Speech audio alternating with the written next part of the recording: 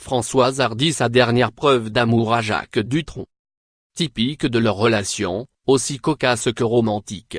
Après avoir fini de l'enregistrer en octobre dernier, elle a songé à la lui faire écouter. Et puis, dissociant aujourd'hui la passion de la raison, plus sage que résolue depuis son retour parmi les vivants, Françoise Hardy s'est ravisée.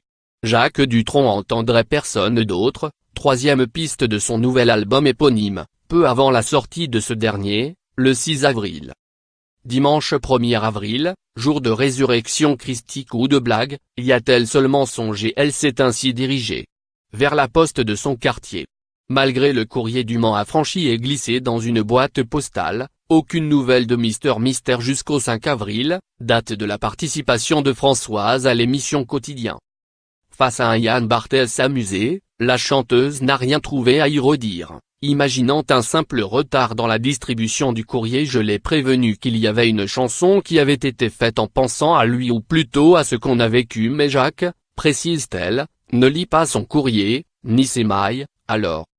Sublimé par une mélodie lancinante de Pascal Daniel, déjà compositrice de tant de belles choses en 2004, le texte de Personne d'autre a pourtant tout d'une déclaration d'amour, une vraie, malgré leur vie disjointe au milieu des années 90, un signe, comme un appel à un air intemporel, personne d'autre que toi pour l'entendre.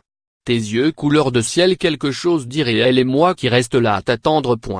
En quel temps, en quel lieu, sur quelle planète ma mémoire se trouble un peu, elle invente, me prend en traître pour des signes en creux. Préférant la pédagogie au sentimentalisme, Françoise s'est expliquée sur l'origine de cette chanson, toujours devant les caméras de Quotidien. Quand il avait entendu tant de belles choses pour la première fois, Jacques n'était pas seul, il avait été très ému.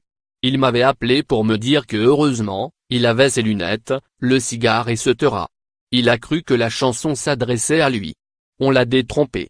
Alors, il m'a dit: il paraît que ce n'est pas à moi que tu t'adresses dans cette chanson. Je suis très déçu et je me suis rattrapé depuis. Pascal Daniel chantait en anglais sur sa mélodie.